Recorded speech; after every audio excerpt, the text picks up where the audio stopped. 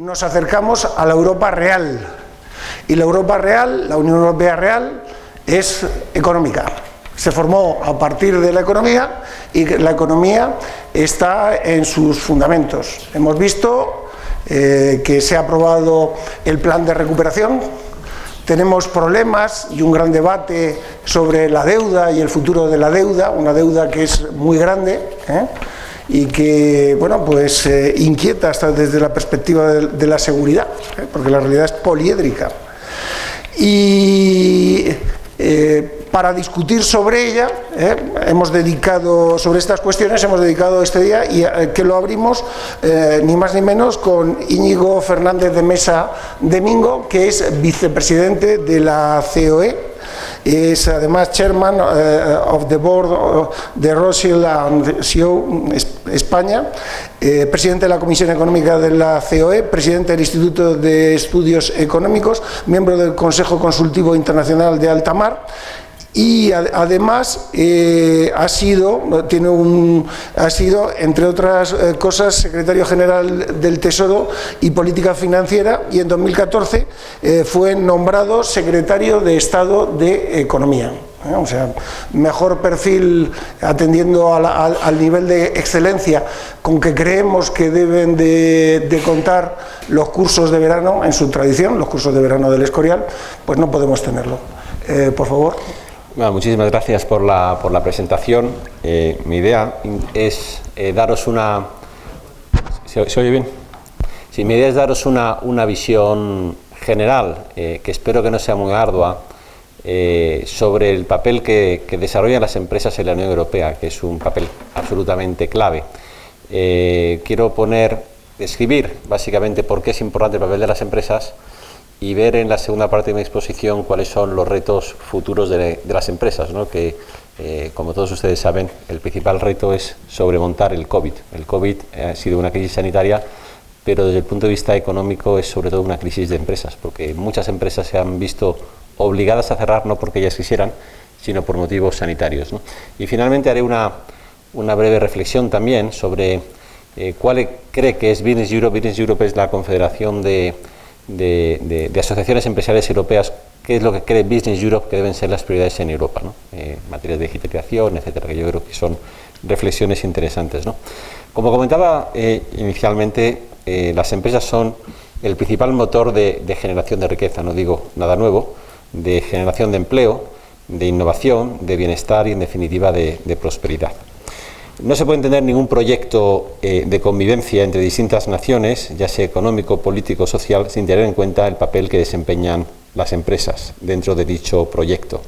Por tanto, cuanto este proyecto esté más integrado, sea más competitivo, sea más dinámico, este tejido empresarial será mucho más eficiente y mucho más propicio, será el entorno institucional y regulatorio para que esto suceda, ¿no? Por tanto, como decía, las empresas en cualquier proyecto es absolutamente fundamental. Les voy a dar algunos datos de la importancia de las empresas en Europa, que yo creo que puede ser bastante visualizador, ¿no? El tejido empresarial europeo supone el 80% del total del empleo existente en la Unión Europea. Las empresas europeas invierten más de 200.000 millones de euros al año en I+D+I, lo que supone el 66% del gasto total en estas partidas de I+D+I. En tercer lugar, las empresas europeas pagan más de 2 billones con B de euros en impuestos, por lo que su contribución por esta vía es fundamental para el modelo del Estado de Bienestar europeo. Por tanto, la empresa es un eje absolutamente fundamental y vertebrador dentro de la Unión Europea. Para la empresa hay un elemento importante, básico dentro de Europa, que es el mercado único europeo. El mercado único europeo, que supone la libre circulación, como todos ustedes saben, de personas, de bienes, servicios y también de factores de producción, que es capital y trabajo en todo el territorio de la Unión Europea, es absolutamente fundamental. El mercado único supone no solo la abolición de las barreras puramente comerciales o arancelarias, sino también todo tipo de barreras, sino también las barreras no arancelarias, es decir, que como son las fiscales, las legales o las técnicas. Muchas veces son un mayor impedimento, y de hecho lo son, las barreras no arancelarias que las arancelarias. El mercado único lo que trata es de, o la culminación del mercado único, porque todavía no lo hemos culminado, lo que trata es de eliminar ambas barreras, ¿no? Y esto lo que favorece son los flujos comerciales entre los países, el que se puedan exportar dentro de la Unión Europea y el que las empresas puedan invertir libremente en cualquier país de la Unión Europea, ¿no? La internacionalización de la empresa es enormemente importante y positiva para la economía. También les voy a dar unos datos que yo creo que siempre son muy ilustrativos. La OCDE en el año 2011, hace 10 años, hizo un estudio en España, donde concluyó que un total de 4,6 millones de puestos de trabajo dependían de la demanda del resto del mundo, es decir, dependen de nuestras exportaciones. Por tanto, en 2011, 1 de cada 4 empleos en España está vinculado a la expansión internacional de nuestras empresas. Y estos son datos del año 2011. Entre el año 2011 y el año 2021 el proceso de internacionalización ha aumentado mucho y, por tanto, posiblemente nuestros puestos de trabajo cada vez dependen más de lo que vendamos fuera de España. Pero a su vez la propia internacionalización y la pertenencia a Europa reduce las presiones inflacionistas, porque al importar bienes de fuera aumenta la competencia y, por tanto, la eficiencia y los precios y la renta de los consumidores. Y bueno, por tanto, tiene un impacto tremendamente positivo. Ha habido muchos cálculos por parte de la Unión Europea sobre en cuánto podemos valorar digamos, la creación de riqueza del mercado único en Europa, ¿no? Y bueno, la Unión Europea ha hecho algunos cálculos y estima que aproximadamente, gracias al mercado único europeo, tenemos un 9% más de PIB. Nuestras exportaciones serían un 15% inferiores si no hubiera mercado único, y las importaciones serían un 22% menos, ¿no? En el caso español, las cifras serían más o menos similares, serían un 8% frente al 9%, y las exportaciones e importaciones pues estarían más o menos con la media de la Unión Europea. Por tanto, es tremendamente positivo, y estos cálculos que ha hecho la Comisión Europea serían todavía más positivos si tuvieran en cuenta no solo el mercado único o la libertad de movimientos de mercancías, sino también las de personas, capital y trabajo, si el mercado único fuera más completo, o si tuviéramos en cuenta que pertenecemos a la zona euro o al espacio Schengen. Sería mucho más importante, ¿no? Pero la Unión Europea para las empresas no solo es el mercado único, hay otros dos elementos muy importantes que también configuran la Unión Europea, que es la unión aduanera y la zona euro. En materia de unión aduanera, y yo creo que los ingleses con el Brexit lo van a sentir mucho, pero la unión aduanera es muy importante. Es decir, la unión aduanera es la que nos permite negociar como bloque con los grandes bloques comerciales, como China, como Estados Unidos, o como Canadá, o Mercosur, etc. No es lo mismo negociar con Estados Unidos, España individualmente, que negociar 27 países juntos. Las condiciones que se van a conseguir para nuestras empresas van a ser mucho mejores. Y lo mismo para China, y lo mismo para los otros bloques comerciales. El otro elemento fundamental, que se ha hablado mucho, supongo, en estas jornadas, es la capacidad o la pertenencia a la zona euro, ¿no? La zona euro, bueno, no solo es el tener una moneda de reserva internacional, posiblemente después del dólar la más importante del mundo, es enormemente importante para nuestra estabilidad financiera. De hecho, con la crisis del COVID, si no perteneciéramos al euro, si tuviéramos la peseta, ni mucho menos si hubiéramos logrado la estabilidad monetaria que hemos tenido con un déficit público que ha sido del 11% el año pasado y con una deuda pública del 120%. El euro nos ha servido de paraguas, de contención de cualquier tipo de crisis financiera como consecuencia de la crisis del COVID. Una de las principales consecuencias del proyecto europeo, como decía, ha sido la internacionalización de nuestra economía. Internacionalización que, como hemos comentado, está generando mucho empleo y está generando mucha riqueza, ¿no? El número de empresas exportadoras ha crecido sustancialmente. En el año 2000 había 66.000 empresas que exportaban. En el año y actualmente existen más de 200.000 empresas. Es decir, hemos pasado prácticamente en 20 años, en 21 años, hemos crecido de 66.000 a 200.000 el número de empresas. ¿Dónde exporta España. Bueno, España, lógicamente, donde más exporta son a los países de la Unión Europea, pues porque tenemos la libre circulación de mercancías, tenemos la libre circulación de personas y tenemos la libre prestación de servicios. Nuestro principal socio comercial es Francia, que tiene un 15% de cuota, le sigue Alemania, como no puede ser de otra manera, con un 11%, Italia, Reino Unido, que es un país muy importante para nosotros, tiene un 7%, y Portugal, nuestro otro vecino, otro 7%. Lo que sí se está viendo es que España cada vez más está diversificando sus exportaciones, no solo dentro de la Unión Europea, donde están perdiendo peso nuestros socios comerciales, que os comentaba anteriormente, en favor de otros nuevos, como puede ser la República Checa, como puede ser Rumanía, como puede ser Hungría o como puede ser Bulgaria, que han formado parte del mercado único recientemente.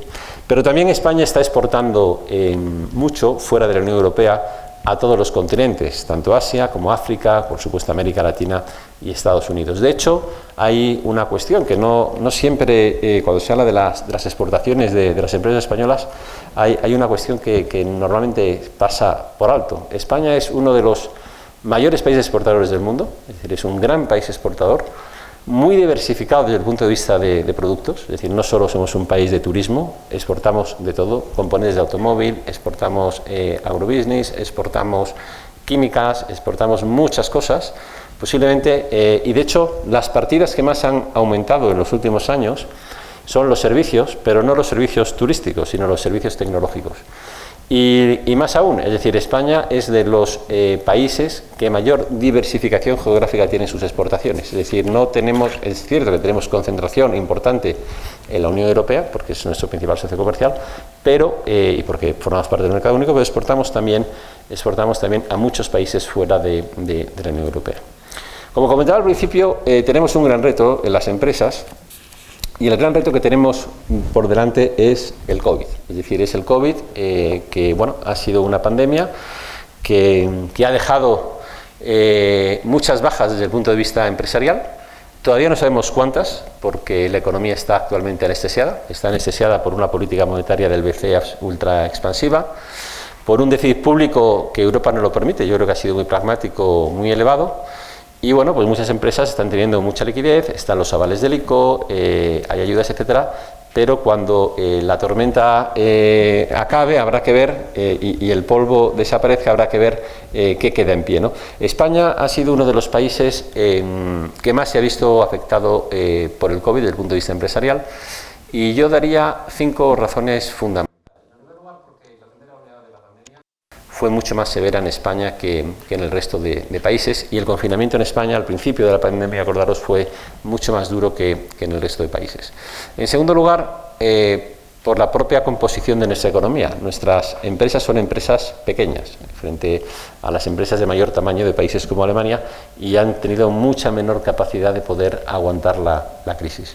En tercer lugar, yo diría por el peso del sector de servicios en nuestro país, comercios, turismo, etcétera, y nuestra escasa participación de la industria en la producción. Es decir, de hecho, en España las regiones más industriales han sufrido menos que las regiones que dependen más de los servicios. Y yo diría, como en último lugar, porque la empresa española ha tenido mucho menos apoyo que la empresa del resto de Europa, fundamentalmente porque España ha entrado en esa crisis con muy pocos recursos fiscales. Es decir, de la misma forma que Alemania ha entrado en esta crisis con una deuda muy baja y con un superávit presupuestario, nosotros hemos entrado en la crisis con un déficit antes del COVID muy elevado y con una deuda pública muy alta, y eso ha hecho que los recursos para poder utilizar de apoyo a la empresa han sido muy inferiores en España que en el resto de países. E insisto, las empresas no quieren normalmente ni subvenciones ni dinero, lo único que quieren es que se les deje trabajar. El problema con esta crisis es que no se les ha podido dejar trabajar por motivos sanitarios, ¿no? Y por eso sí es importante que reciban algún tipo de soporte para compensar, digamos, este año largo que llevan muchas de ellas muchas de ellas cerradas. Como decía, esta crisis del COVID ha afectado de forma asimétrica, países que más ha afectado y países que menos. En España, pues el PIB cayó cerca de un 11% el año pasado, frente a una media en Europa del 6-8%. Es decir, en Alemania pues porque tienen empresas más grandes, son más industriales y han tenido más apoyo, pues han tenido una caída del PIB muy inferior a la nuestra. Lo cierto es que en Europa, aunque en la crisis del COVID tardó algo en reaccionar, ha sido tremendamente pragmática y las medidas europeas yo creo que han sido muy positivas, ¿no? Y prácticamente todas las instituciones europeas han remado a favor de la superación de la crisis. Yo creo que hay lecciones que tenemos que aprender. Ha habido quizás algo de descoordinación en lo que es el movimiento de personas, etcétera, pero en general yo creo que ha habido una gran solidaridad. Yo destacaría dos medidas fundamentales, porque ha habido muchos, os podría comentar, los fondos SURE, el BEI, el MEDE, que es el mecanismo de rescate europeo, que ha aportado dinero y tal, y eso está muy bien, que si 10.000 millones, que si 15.000 millones, pero ha habido, yo diría que dos elementos de apoyo fundamental en Europa, en el corto plazo. En primer lugar, el levantamiento de las reglas fiscales, es decir, el permitir a los Estados que no superar, es decir, el 3% y tener, es decir, que dejar lo que se llaman los economistas funcionar los estabilizadores automáticos. Y en segundo lugar, uno está muy bien decir, oye, gasta lo que quieras, pero a ver quién te financia. Y la dos ha sido que el BCE ha hecho una política monetaria ultra expansiva en bancos y en soberanos, que ha permitido que esta financiación del déficit público sea posible.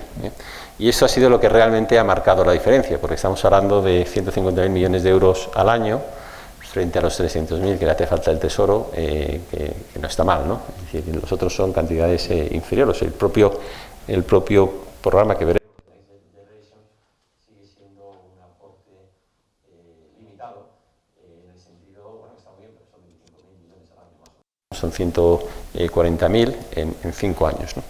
Pero Europa yo creo que ha actuado con gran pragmatismo y ha hecho que la crisis haya sido una crisis muy severa, de un solo año, y donde ya este año empezaremos a recuperar. Hoy la Comisión Europea pues estimaba el crecimiento en el 6%, o algo más del 6% para este año. El año pasado caímos cerca de un 11%.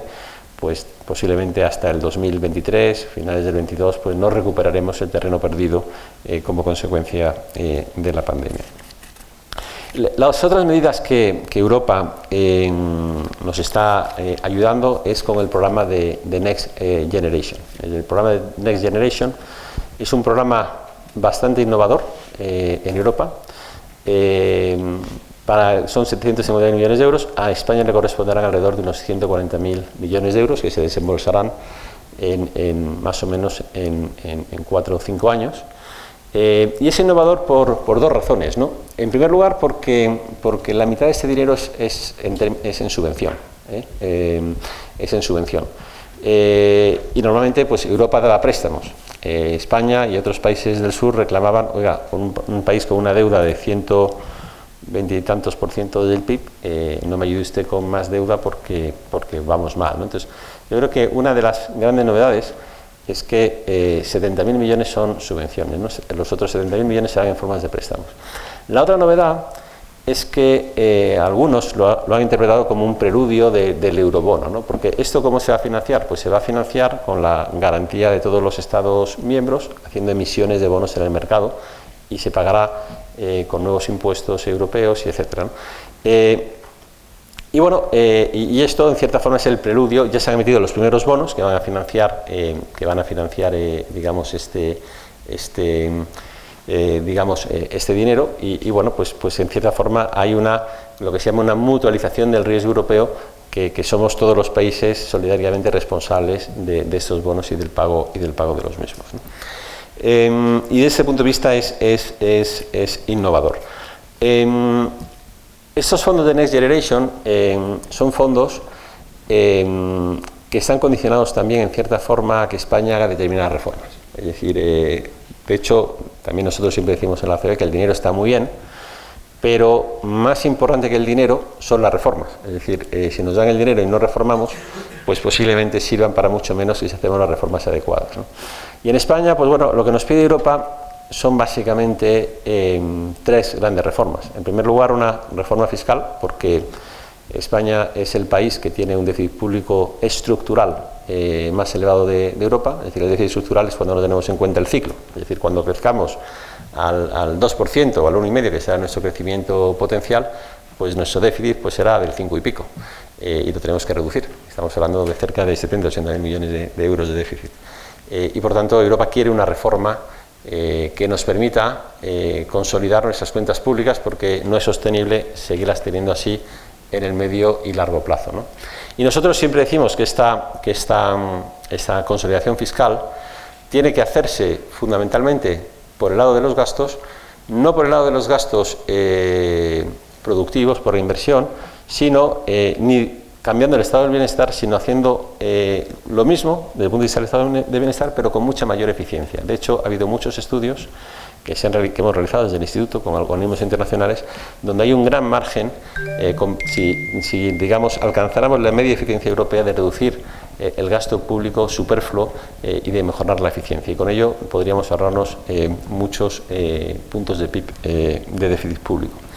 Desde luego, nosotros no creemos que la consolidación fiscal debe hacerse con una mayor presión fiscal, porque España, y no quiero extender mucho sobre ese tema, es de los países que mayor presión fiscal tiene en Europa. Si uno, y no voy a entrar en tecnicismos, pero si uno ve los dos grandes impuestos directos que hay, son sociedades y son el IRPF, en el caso de las sociedades, cuando uno calcula contribuciones de seguridad social más impuestos de sociedades, estamos varios puntos porcentuales por encima de la media europea.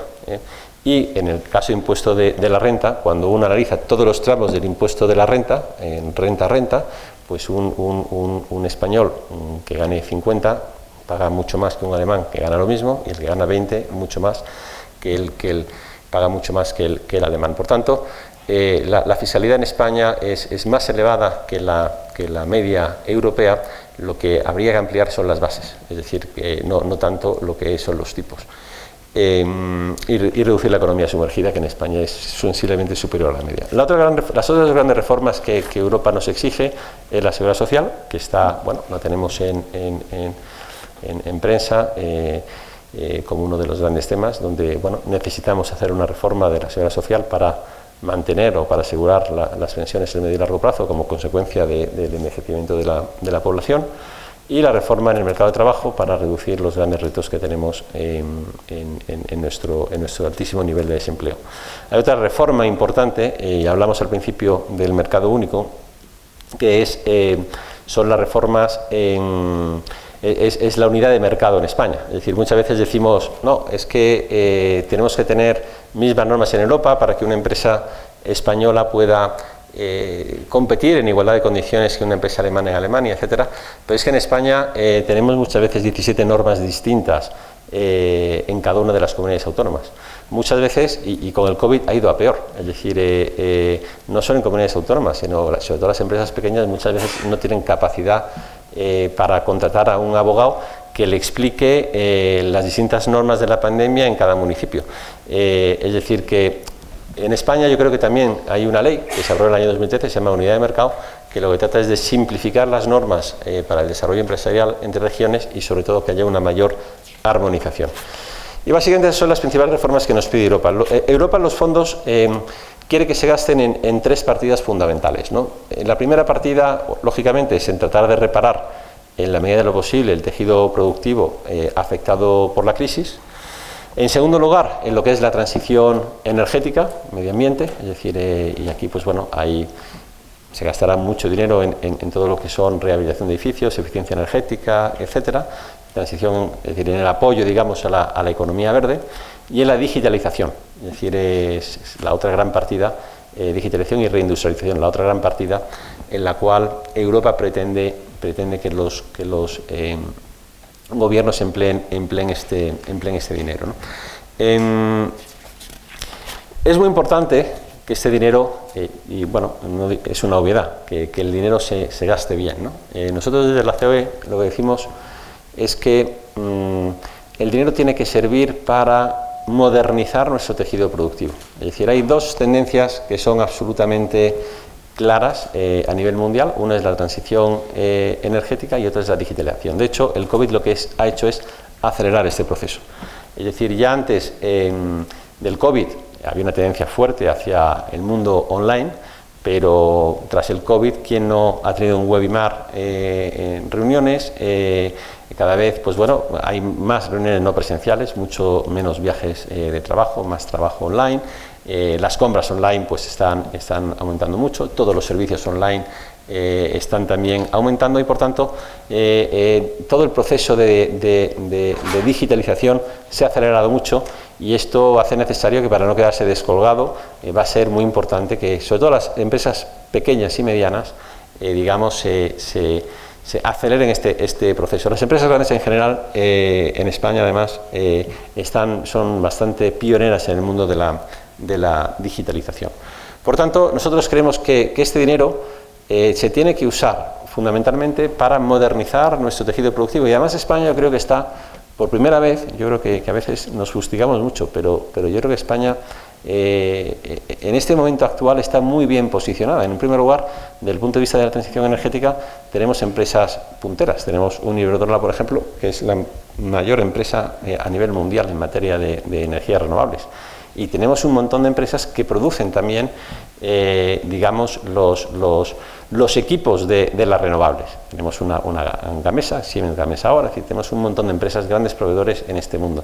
Y por tanto, tenemos una gran oportunidad. Desde el punto de vista de la digitalización, España también tiene está muy bien posicionada. Tenemos una de las mejores redes de fibra a nivel mundial. Es decir, tenemos una infraestructura magnífica en materia de digitalización que yo creo que es muy aprovechable y por tanto nuestro punto de partida es muy bueno. Pero ese dinero se tiene que usar bien, se tiene que evitar usar para inversiones improductivas, que a lo mejor y evitar errores del pasado, como los planes DOE, donde el dinero se usó, creó empleo en el corto plazo, pero a medio plazo no sirvió para nada. Aquí se tiene que usar para inversiones a largo plazo, se tiene que usar fundamentalmente, como digo, para modernizar nuestro sector productivo. No digo que no haya que hacer inversiones públicas, que las habrá que hacer. Por ejemplo, una importante es la digitalización de la administración, pero digitalización de la administración para algo.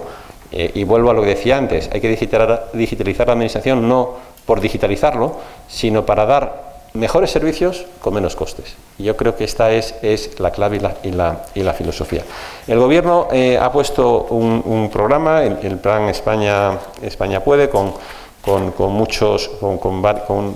una estrategia con cuatro puntos, que es la transición ecológica, la digital, como nos pide Europa, la cohesión social y territorial y la igualdad de género, ¿no? A partir de ahí ha puesto como 10 palancas y de cada palanca, cada palanca es una estrategia, pues hay 30 grandes proyectos, ¿no? Que incluyen muchos subproyectos, ¿no? Y es un poco la estrategia del Gobierno. A su vez se va a dividir, digamos, el dinero se va a utilizar a 3 niveles: administración central, autonómica y local, y lo que va a ser muy importante es la gobernanza y que haya muy buena coordinación, ¿no? En la COE nosotros hemos preparado hicimos un documento con 22 grandes estrategias y proyectos que incluían prácticamente todos los sectores y lo presentamos al Gobierno porque creemos que la empresa es la que mejor sabe cuáles son las necesidades y creemos que además digamos el desembolso de los fondos tiene que ir, parte de ellos al menos, enfocado a concursos de ideas, es decir, que las empresas tengan la oportunidad de aportar ideas y que se elijan las mejores. Es decir, no que el Gobierno tenga las ideas y las ponga a concurso para que las empresas concursen, porque muchas veces el que tiene más imaginación, hoy hay una ley de emprendedores, una propuesta, ¿no? El que tiene imaginación, el que tiene iniciativa es el empresario y por tanto hay que oírle, hay que escucharle, hay que incentivarle a que presente esas ideas y a que estas ideas sean las mejores. Es una gran oportunidad para España y como decía, y lo vuelvo a decir una vez más, el dinero se tiene que gastar bien. Y aquí eso tiene que ser como el juego de las 7:30. Ni te puedes pasar, ni te puedes quedar corto en lo que es la gestión de los fondos. Me explico. Es decir, los fondos se van a tener que desembolsar en un periodo de tiempo, es mucho dinero, muy rápido, y por tanto tiene que haber agilidad administrativa para el desembolso, es decir, tendrá que haber posiblemente flexibilización en las leyes de contratación y esas cosas, pero al mismo tiempo esto no tiene que ser obvio para que no haya transparencia, concurrencia y para que no haya control. Es decir, hay que buscar un punto intermedio, que el dinero se gaste bien, que haya concurrencia, que no haya corrupción, pero al mismo tiempo que haya agilidad, ¿no? Y este punto intermedio yo creo que va a ser absolutamente fundamental. Quisiera acabar comentando, yo creo que es interesante, y bueno, dado que el objeto de esta ponencia es Europa, ¿cómo ven los empresarios europeos o cuáles creen que deben de ser las prioridades desde el punto de vista empresarial para Europa, ¿no? Business Europe, que asocia a todas las CEOs europeas, elaboró un documento hace unos meses, donde establecía las prioridades en base a 3 ejes, ¿no? Lo voy a resumir muy brevemente, pero yo creo que es interesante. Prosperidad, personas y planeta, ¿no? Estos creen que deben de ser los grandes focos de desarrollo de Europa, ¿no? En cuanto a prosperidad, hay varias líneas importantes. En primer lugar, y ya hemos hablado antes, es el mercado único, donde, mercado único con 21 millones de pymes, con 500 millones de habitantes, con 15 billones de PIB, es el mayor mercado del mundo y hay que completar este mercado único. Segundo elemento, el comercio internacional. Y aquí lo que se defiende de las empresas es que haya un comercio internacional basado en las reglas y en el multilateralismo. En Estados Unidos, en la administración anterior, hubo un movimiento hacia el bilateralismo y no hacia el multilateralismo, que creemos que es muy perjudicial para Europa, y Europa tiene que apostar por el multilateralismo. Una estrategia industrial. La industria es muy importante, como hemos dicho, porque son de los países más industriales donde los puestos de trabajo tienen mayor valor añadido, es donde menor tasa de desempleo hay y son las economías más resilientes a las crisis. El sector industrial genera 62 millones de puestos de trabajo en Europa y aporta el 75% de la investigación y desarrollo. Es un sector, por tanto, Europa tiene que apostar por una estrategia industrial, por una política de competencia sana entre empresas de todos los tamaños en el mercado europeo, por una economía digital. Hay que acelerar la digitalización, ciberseguridad de la economía europea, aprovechar las oportunidades que la digitalización genera. La investigación e innovación, esto es un elemento fundamental. España somos el país que ha estado más a la cola en Europa en investigación y desarrollo, y muchas veces no es porque no hay incentivos fiscales a las empresas para que investiguen, sino porque están mal diseñados y no se utilizan, porque existe una gran incertidumbre en el uso de esos incentivos fiscales. Pero el I+D+I es absolutamente fundamental para crecer a medio y largo plazo y para generar puestos de trabajo de calidad. Que el presupuesto posterior a 2020 sea un presupuesto de calidad, que se utilice, que no se reduzcan las inversiones y que no se reduzcan aquellas partidas presupuestarias que generan crecimiento económico. Las empresas apuestan por la unión económica y monetaria. Tenemos que completar la unión económica y monetaria. Hay una cosa que se llama el seguro de depósito europeo, que es fundamental para consolidar la unión económica y monetaria. Es fundamental para evitar una crisis en el futuro. También desde el punto de vista de la fiscalidad hay que actuar a nivel europeo respetando los principios fiscales internacionales y promover sistemas fiscales que apoyen la inversión a largo plazo y el emprendimiento, que los sistemas fiscales no perjudiquen el desarrollo empresarial. Una legislación mejor, que ya comentaba anteriormente, y completar, sin duda alguna, el mercado único es, como decía al principio, absolutamente fundamental. Desde el punto de vista de las personas, y lo voy a resumir muy brevemente, desde el punto de vista empresarial también se apoya que haya una convergencia económica y una cohesión social. Eso es, digamos, una impronta europea que es absolutamente fundamental.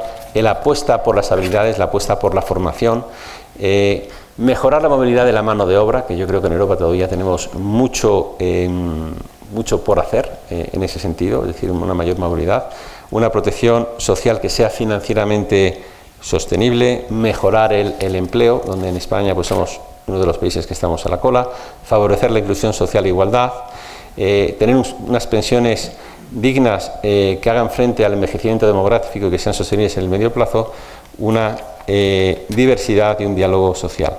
El tercer eje es el eje del planeta, que denominamos el planeta, donde están todas las políticas de energía y clima, que la Unión Europea debería trabajar en favor de este objetivo de neutralidad climática.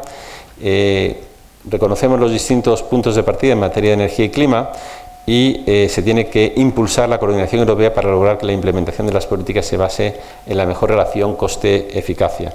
apoyar tecnologías innovadoras para reducir los efectos de gases de efecto invernadero, que la energía asequible de bajas emisiones de carbono, convergencia de las ambiciones climáticas mundiales y promover la financiación verde, que bueno, eso es un tema apasionante que requeriría una conferencia completa y seguramente en esas jornadas se tocará, pero no hay transición energética si no hay financiación verde. Es decir, además con los presupuestos tan ajustados que van a tener los gobiernos en los próximos años, o hay financiación del sector privado o no hay transición, y para ello la financiación verde va a ser un elemento fundamental. A modo de conclusión, simplemente una breve reflexión sobre el Brexit y las empresas. Yo creo que el Brexit, lógicamente, España es un país muy sensible a lo que acontece en el Reino Unido. Somos nuestro principal país receptor de inversiones, en un primer lugar, pero al mismo tiempo, bueno, es nuestro principal país exportador de turismo y es, como decíamos anteriormente, uno de nuestros principales socios comerciales. Sin duda alguna, fuera de la Unión Europea es el mayor, ¿no? Y por tanto, para que España, que el Reino Unido le vaya bien, es bueno para España, ¿no? Y digamos, va a haber grandes retos, es decir, para empresas españolas que tengan, bueno, que tengan mayores trabas para sus exportaciones en el Reino Unido, pero también puede haber enormes oportunidades, porque puede haber el efecto de desviación de comercio y que muchas empresas británicas o sectores que en Reino Unido compiten con empresas muy efectivas nuestras puedan trasladarse a nuestro país, ¿no? Y yo creo que eso va a ser un gran reto para España y que yo estoy seguro que si las cosas se hacen bien, pues al final se acabará volviendo como una oportunidad. Y muchas gracias.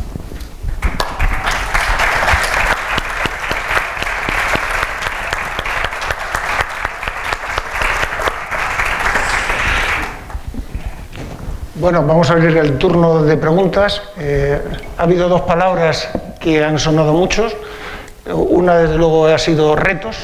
Vivimos en un tiempo de retos. Hay retos porque es obligatorio mirar hacia el futuro y hay retos porque la economía pertenece al capítulo de lo real y lo real, y mejorar lo real siempre encarga un reto. Y hay otra cosa que también me ha quedado muy clara, que son los costos de la no Europa, lo que hubiéramos perdido si la Unión Europea no hubiera sido una realidad. Al mismo tiempo, lo que perdemos, incluso lo que podemos perder con que se vaya el Reino Unido y que el Reino Unido le vaya bien, es bueno para España. Bueno, abrimos el turno de preguntas. Creo que puede haber muchas cuestiones interesantes al respecto. A ver, aquí, tú, después. Hola, buenos días. Muchas gracias por su conferencia, por su charla.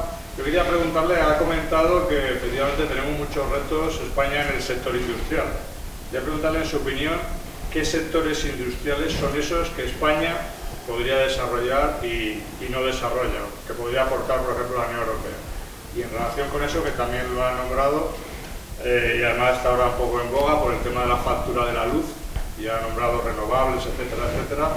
Se suele decir, España es el país que tiene más sol y sin embargo la energía solar parece que no está desarrollada.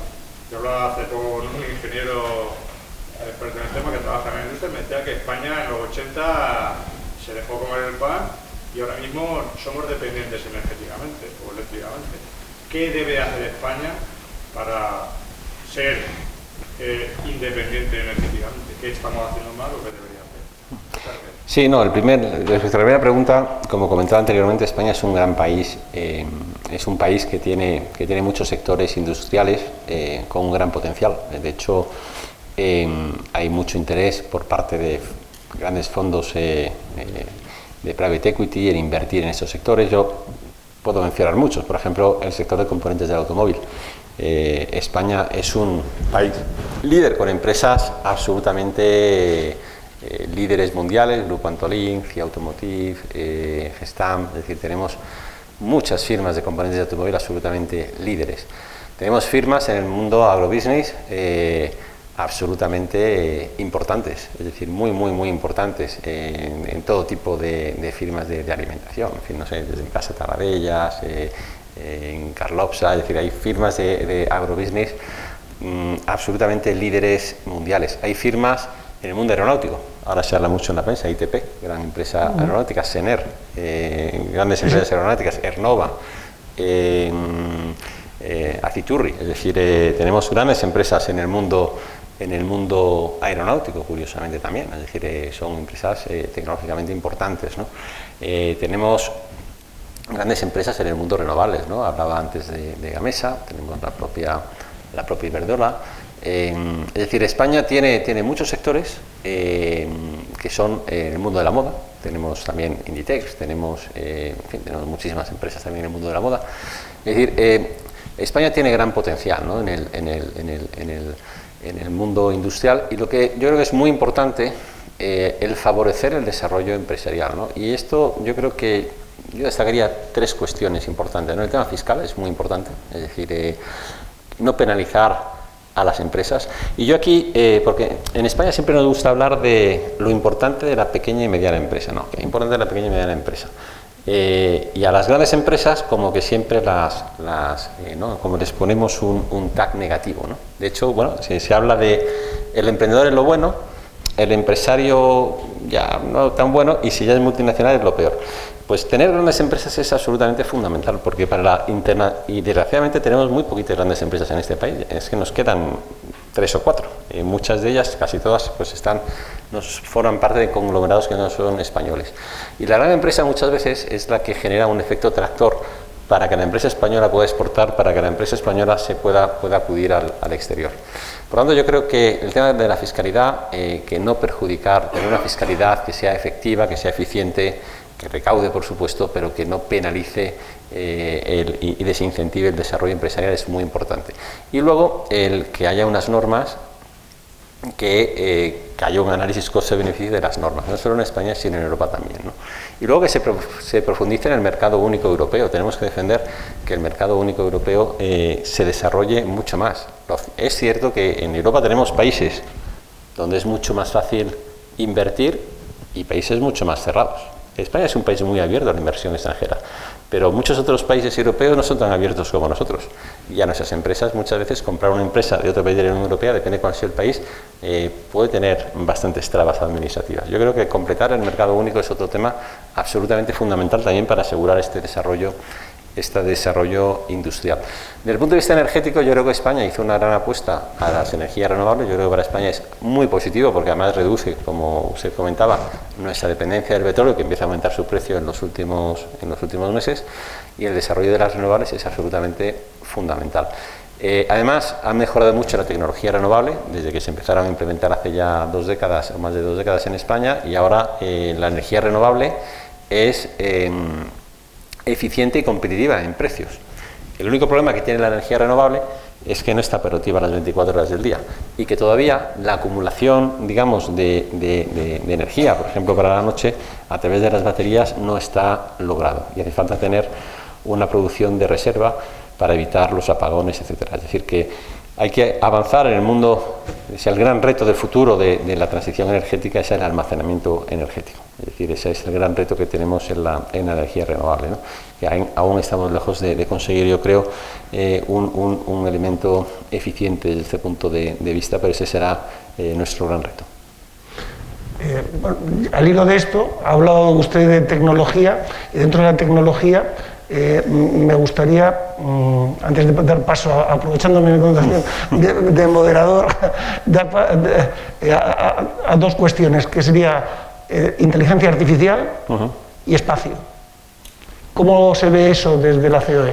Bueno, es uno de los elementos, bueno, no entra en todo el detalle de nuestras propuestas al gobierno, pero efectivamente, ¿no? Son, dentro de lo que es mundo digital, pues son 2 elementos donde hay que apostar fuertemente por ello. Creo que hoy había un proyecto de ley en prensa sobre el emprendimiento, que son con apoyos desde el punto de vista fiscal, tal, que son cuestiones que son positivas. Yo creo que hay que ir incluso mucho más allá y ser mucho más agresivos para el apoyo al emprendimiento, porque nosotros, y la formación también, ¿no? La formación digital de las personas, ¿no? Que son las 2 claves para poder tener un desarrollo de ese tipo de tecnologías y de estrategias que van digamos, a mandar el futuro de la empresa en el futuro no, en el presente, ¿no? Buenos días, muchas gracias por la conferencia muy interesante. Mi pregunta se centra en, usted mencionó los tres principales focos de desarrollo que marcaron los empresarios europeos.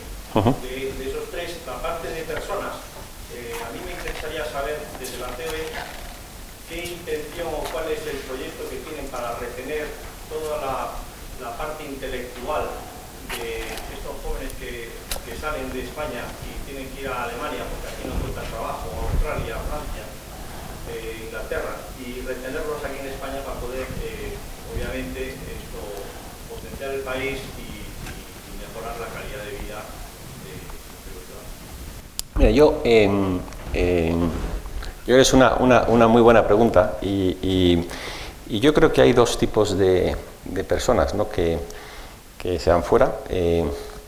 Hay personas que efectivamente, pues bueno, ven una oportunidad mejor y no necesariamente siempre es malo. Es decir, a veces ir fuera para formarte o para aprender y volver y traer esa sabiduría a tu país, acabas generando también riqueza en el medio y largo plazo. Es decir, que no siempre es malo, ¿no?, cuando alguien se traslada fuera. Pero en cualquier caso, lo que sí es absolutamente fundamental es atraer talento, ¿no? O sea, el atraer talento nacional e internacional. Entonces, cuando muchas veces se habla de la fiscalidad, ¿no?, y se dice, bueno, hay que pagar más impuestos. Es decir, al final, cuando un joven, y muchos de vosotros estudiantes, lo que miráis muchas veces es el sueldo neto. Y si, por ejemplo, tienes una fiscalidad tremendamente perniciosa en un país como España, pues eso es un claro desincentivo, digamos, a que el talento se retenga aquí. Es decir, yo creo que empezando por la fiscalidad es absolutamente fundamental para atraer talento. Una fiscalidad que perjudique el talento es lo más pernicioso que puede haber. Y luego tiene que haber facilidades de todo tipo, ¿no?, desde el punto de vista de formación, desde el punto de vista de infraestructuras digitales, pero yo creo que esas las tenemos, es decir, desde el punto de vista de la facilidad para el desarrollo empresarial, de disminuir, digamos, o facilitar el número de días para que una empresa se pueda crear. Es decir, hay multitud de cuestiones que se pueden simplificar y hacer que España sea un país atractivo. Que España lo es, de por sí. Es decir, España es un país que a la gente le gusta venir a España a trabajar. Es decir, es un país que gusta. Es decir, tenemos grandes infraestructuras, tenemos buen clima, tenemos buena gastronomía. O sea, es un país tremendamente atractivo para atraer talento. Y lo que tenemos que hacer es explotar esto de un punto de vista mejor, haciéndolo, pues bueno, desde el punto de vista fiscal, desde el punto de vista de la normativa, que acabe de apuntar a España como un foco de atracción.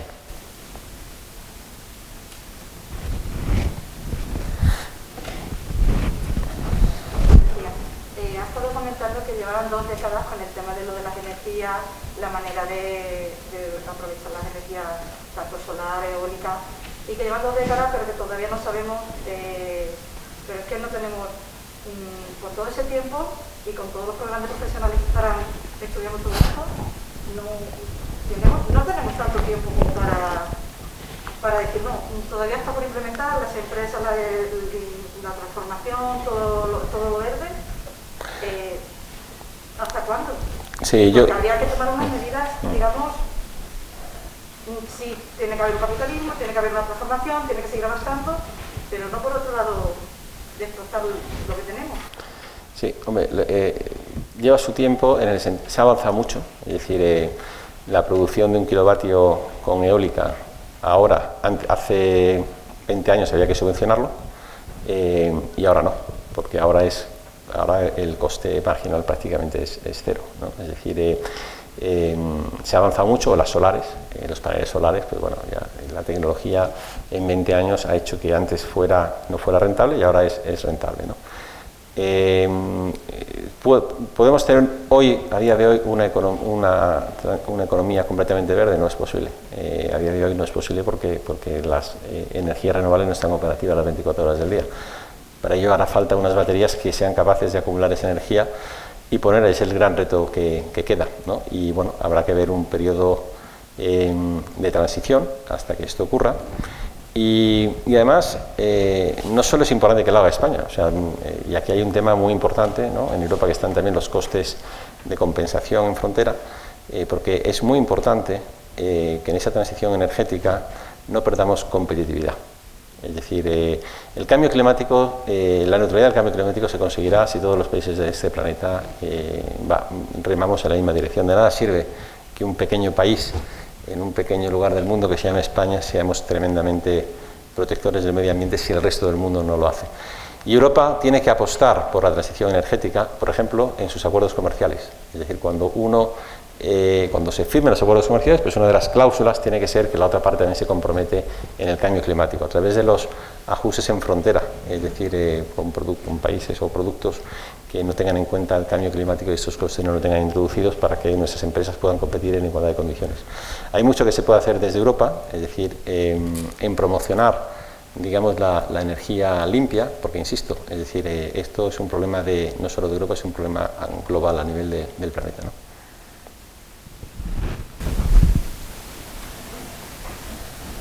Hola, buenos días. Enhorabuena por la presentación, muy didáctica, muy amena, muy rápida, muy interesante. Yo quería preguntar con respecto a la transición energética. Ahora mismo en Francia se está trabajando en la fusión nuclear como una posible alternativa de futuro. Se van tomando retrasos en el reactor de fusión de Cadarache, pero es una cosa que en España, por ejemplo, no se podría implementar debido a la moratoria que tenemos energética, la moratoria nuclear. Entonces, en algún momento debería plantearse la conveniencia de mantener esa moratoria o no mantenerla y defender, digamos, o no el mantenimiento de la misma desde instituciones empresariales. Es decir, el establecimiento de la posibilidad de generar energía nuclear por fusión en España sería una fuente de ingresos que solamente estaría al alcance de empresas muy grandes o con colaboraciones público-estatales. Entonces, tiene que haber alguna posición institucional al respecto por parte de la COE, y era mi pregunta. Sí, no, en España, como en otros países, digamos, se ha apostado por una moratoria nuclear, no solo España, sino debido a los residuos nucleares, pues hay muchos países, Francia, que es un gran país productor de energía nuclear, no es el caso, pero muchos otros países sí han apostado por esto, ¿no? Y nosotros lo que creemos es que esta transición tiene que ser realista, es decir, bueno, aceptando, digamos, que el principio de moratoria nuclear tiene que ser una transición realista, y ordenada, ¿no? Desde este punto de vista, ¿no? y que tiene que estar acompasada, ¿no? Es decir, lógicamente no se puede reducir en 24 horas, desgraciadamente, el cero emisiones, ¿no? de carbono, es decir, pues no es posible, ¿no? Hay que tener una reducción acompasada, y yo creo que en España pues bueno, se ha avanzado mucho y se sigue avanzando, es decir, yo soy bastante optimista. Tenemos grandes empresas de energías renovables, como decía, líderes a nivel mundial, también en producción de equipos renovables, y yo creo que nos podemos ver muy beneficiados de todos estos aspectos, ¿no? Pero nosotros, bueno, insisto, yo creo que el principio es sentido común, no perder competitividad y que sea una transición ordenada, ¿no? Muchas gracias por la conferencia.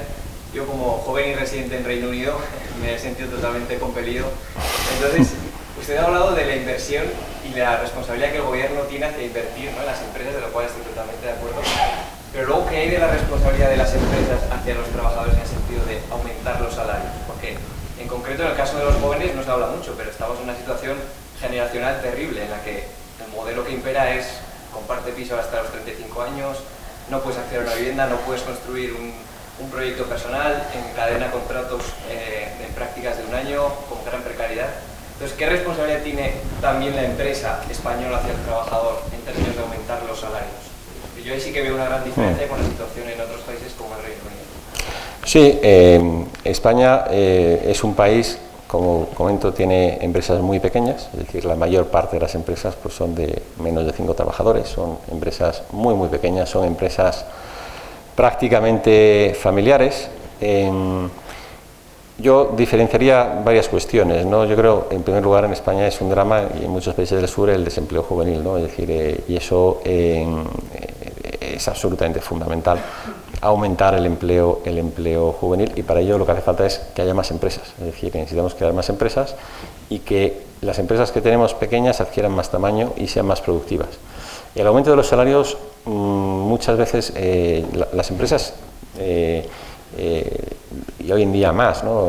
Europa y España no es Estados Unidos, en el sentido de que lo que llaman los americanos, el mundo anglosajón, los stakeholders, que ahora está muy de moda, ¿no? Desde el punto de vista de que las empresas que tienen en cuenta no solo al accionista, sino tienen en cuenta todo, digamos, el entramado que rodea la empresa, empezando por los trabajadores, siguiendo por los proveedores, por los clientes, por los tenedores de real estate, etcétera, son las empresas más resilientes. Es decir, de hecho, en esta crisis es lo que hemos visto.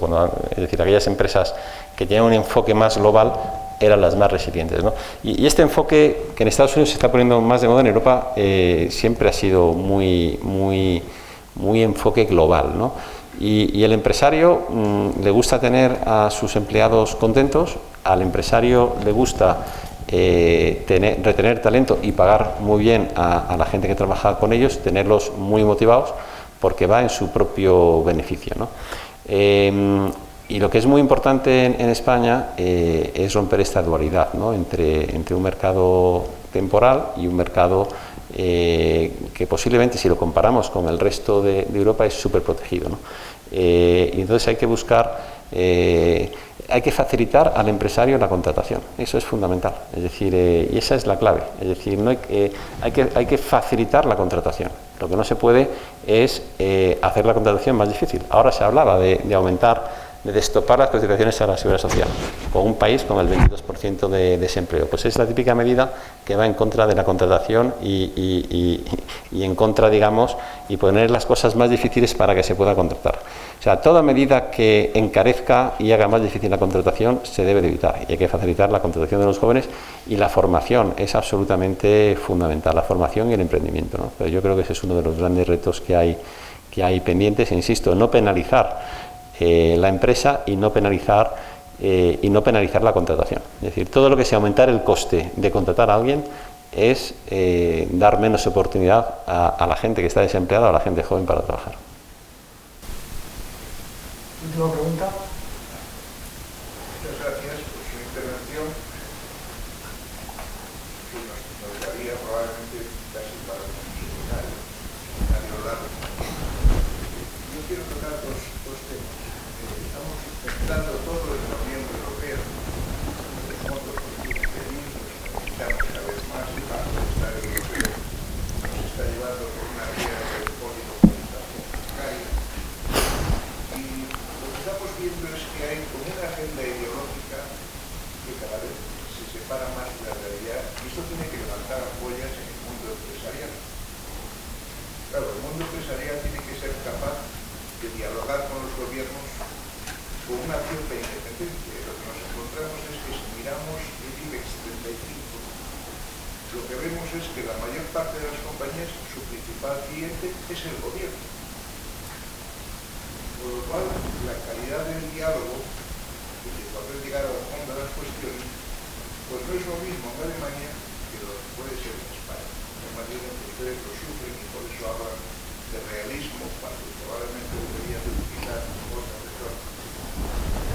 Hace unos días, en Expansión, sale un artículo que a mí me asombró, porque es la primera vez que veo en la prensa española un artículo de un científico francés donde cuestiona precisamente una de las claves religiosas más importantes que existen en este momento en Europa, que es lo del CO2. Porque resulta que el mundo científico sabe desde hace 20 años o más que el ciclo del CO2 es justo al revés del mantra que han venido publicando. Es decir, se produce el calentamiento por razones las que sean y años después sube algo de CO2. Eso es lo que dice la ciencia. Y toda Europa está convencida de lo contrario y estamos haciendo una religión de la descarbonización. Como se acaba ahora el CO2, nos va a venir el vapor de agua. Va a ser la siguiente, que es el 95% de los famosos gases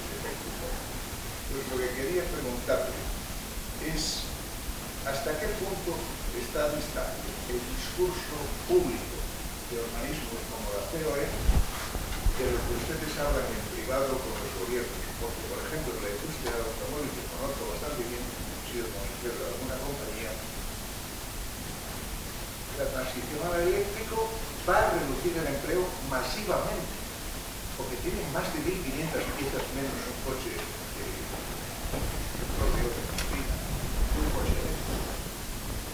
Nada más. Sí, yo muy brevemente. La COE representa más de 4.000 asociaciones que, a su vez, en torno a ellas giran pues entre 4 millones de empresas y autónomos, es decir, que la COE va mucho más allá. Es un ente muy complejo, muy democrático, complicado, con intereses muy diversos y donde lo que se trata es de llegar a consensos sobre grandes cuestiones y que represente a todo este colectivo, ¿no? Que es un colectivo muy amplio y que no solo representa al IBEX 35, que, bueno, el propio IBEX tampoco es cierto que todo el IBEX dependa del gobierno, es decir, hay algunas empresas, la inversión pública se ha reducido muchísimo en los últimos años, no es tanta, hay sectores regulados, hay sectores no regulados, pero en cualquier caso, en la COE, es decir, es representativa de 4 millones de empresarios, tiene sus órganos de gobierno con la representación de todos los sectores y bueno, yo creo que en el diálogo del gobierno pues refleja muy bien una parte importante de la sociedad española, que es la parte empresarial, compuesta por millones de empresarios y de autónomos, que tiene unas demandas muy específicas y donde además hablaba de que si le va bien al Reino Unido es bueno para España. Si le va bien a las empresas españolas, le irá bien a los españoles también. Es decir, que yo creo que las reivindicaciones y las demandas de las empresas son cuestiones que son buenas para todos, porque en la vida en que vaya bien a las empresas irá bien a todos, ¿no? Y la COE, insisto, no es el reflejo del IBEX 35, que por supuesto también forma parte de la COE, pero representa pues a todo el conjunto de empresas, de empresarios pequeños, medianos, grandes y de todo tipo, ¿no? Y de todos sectores y de todas las regiones, ¿no?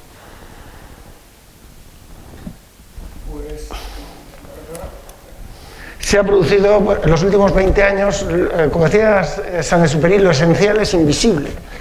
Y se ha ido produciendo en los últimos 20, 25 años un cambio de mentalidad en la sociedad española. España pues no ha sido un país en los últimos siglos que ha sido un país de empresas, pero en los últimos 25, 30 años yo creo que se ha producido un cambio cultural, nos hemos convertido en profesionales, el mundo de la empresa ha sido algo que se ha visto potenciado, hemos salido más allá de los bares, de crear un bar, que era lo que hacían los jóvenes, y hemos hecho proyectos más ambiciosos, los retos son muchos, el tema de completar el mercado único creo que es absolutamente fundamental, luego están los debates que surgieron hace años con Endesa sobre los campeones nacionales, la necesidad de tener grandes empresas en Europa que abran camino a otras y promuevan ese comercio. Y en 2016 con la OTAN estuve visitando, no sé si fueron 35 países, desde Albania hasta Azerbaiyán, y en todas me encontré dos especímenes, el turista español y el empresario español. Nunca había pensado yo que hubiéramos podido llegar más lejos, pero gracias a ustedes estamos llegando muy lejos. Y Europa es una cosa real y en esa realidad está la empresa. Muchas gracias por su visita. A ustedes.